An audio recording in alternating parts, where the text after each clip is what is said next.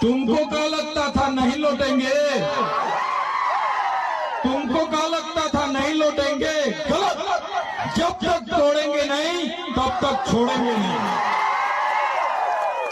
हमको क्या आंडू पांडू गांडू समझ के रखा है क्या? ये आदिवासी है, आदिवासी। यहाँ आदिवासियों का राज चलेगा। आदिवासी એટલે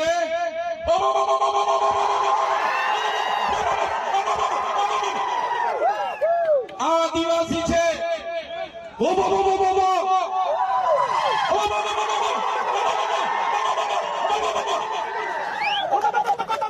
અમારો આદિવાસી છે।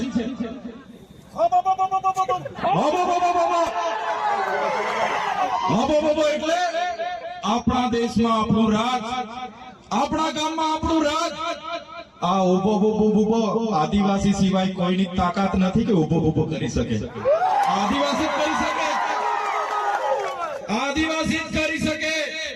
ગમે એવો ખમીર મંત્રી હોય, ગમે એવો અબજોપતિ હોય કે કરોડોપતિ હોય, ગમે તેવો હોય, કોઈના બાપની તાકાત નથી કે ઉભો ઉભો અહીંયા કરી શકે। આ વિસ્તારમાં જો કોઈ ઉભો ઉભો કરી શકે તો અમારો આદિવાસી કરી શકે છે, એનો પાવર છે। આપણા ગામમાં આપણું રાજ, આદિવાસી એનો માલિક છે, મૂળ માલિક છે। હું ચૈતર વસાવા નથી કહેતો, આદિવાસીઓનો ઇતિહાસ કહે છે, દેશની સુપ્રીમ કોર્ટ કહે છે, દેશનું બંધારણ કહે છે, યુનો કહે છે કે આ દુનિયામાં સૌથી પહેલા જો કોઈ આવ્યું હોય તો એ આદિવાસી છે। મૂળ માલિક આ દેશનો આદિવાસી છે, સુપ્રીમ કોર્ટ કહે છે। ત્યારે આજે આદિવાસીઓને આ સરકારોએ મજદૂર બનાવી દીધા છે। આજે દાદાઓએ કીધું અમારી પણ જમીનો છે, અમને પણ પાણી આપો, અમારા બાળકોને પણ શિક્ષણ આપો, અમારા યુવાનોને પણ રોજગાર આપો। પણ આ સરકારો જાણી જોઈને આદિવાસીઓને ભણાવવા નથી માંગતી। અહીંથી પાણી લઈ જાય છે પણ પાણી આપવા નથી માંગતી। આદિવાસીઓને ભેગા થવા નથી દેવા માંગતી। આગળ પાનવડમાં કાર્યક્રમ હતો અને પરવાનગી નહીં આપવામાં આવી। આદિવાસી 5મી અનુસૂચિ વિસ્તારમાં રહી છે। આદિવાસીઓનું સ્વશાસન એમાં લખેલું છે। બંધારણની આર્ટિકલ 241 ક તમે વાંચી લેજો। આદિવાસી વિસ્તારમાં જનજાગૃતિના કાર્યક્રમ માટે કોઈ મામલતદાર, ટીડીઓ, પીવાન કે પોલીસની પરવાનગીની અમને જરૂર નથી ભાઈ। અમે આદિવાસી અને જે લોકો આરએસએસ ની વિચારધારા વાળા કેટલાક લોકોને હાથા બનાવીને અમારા કાર્યક્રમ નહીં થાય, ચૈતર વસાવા અહીંયા નહીં આવે, એના માટેના કાર્યક્રમો પોલીસ પર દબાણ કરાવીને રદ કર્યા હોય તો એના 2-3 લોકો અહીંયા પણ આવીને વિડીયો બનાવતા હોય તો બનાવી લેજો। અમે કોઈના પર અધિકારોની ભીખ નથી માંગતા। સંવિધાનમાં અમારા બાબા સાહેબ અને જયપાલસિંહ મુંડાએ આદિવાસીઓને અધિકારો આપ્યા છે। આ શિડ્યુલ એરિયા છે અને સંવિધાનમાં લખ્યું છે શિડ્યુલ એરિયામાં આદિવાસીઓનું સ્વશાસન, ગ્રામ સભાના પાવર છે, રૂઢિગત ગ્રામ સભાના પાવરો છે।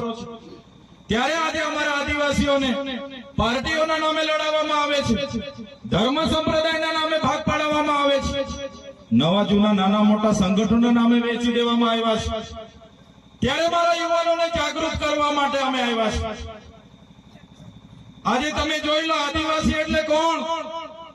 આદિવાસી એટલે આદિ અનાદિ કાળથી આ પૃથ્વી પર વસનારો આદિવાસી।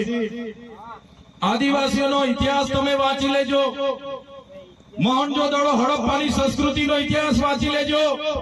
સિંધુ ખીણની સંસ્કૃતિનો ઇતિહાસ તમે વાંચી લેજો। 9 થી 10,000 વર્ષ પહેલાની એ સંસ્કૃતિ, સભ્યતા એ આપણા આદિવાસી પૂર્વજોની સંસ્કૃતિ હતી। તમે રામાયણ ઉઠાવીને વાંચો, સીતા રામાયણમાં સબરી બિલનો ઉલ્લેખ આવે છે, હનુમાનજીનો ઉલ્લેખ આવે છે, નિષાદ રાજાનો ઉલ્લેખ આવે છે। એ આપણા પૂર્વજો હતા, એ આપણા આદિવાસીઓ હતા। મહાભારત ઉઠાવીને વાંચી જોજો, એમાં જે એકલવ્યની વાત આવે છે તેનો અંગૂઠો દ્રોણાચાર્ય દ્વારા કાપી લેવામાં આવે છે। એ એકલવ્ય આપણા પૂર્વજ હતા।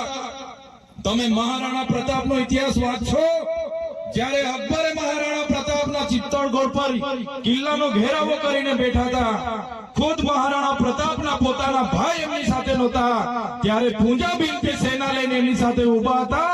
એ આપણા આદિવાસી હતા અને આપણા બધાના પૂર્વજો હતા।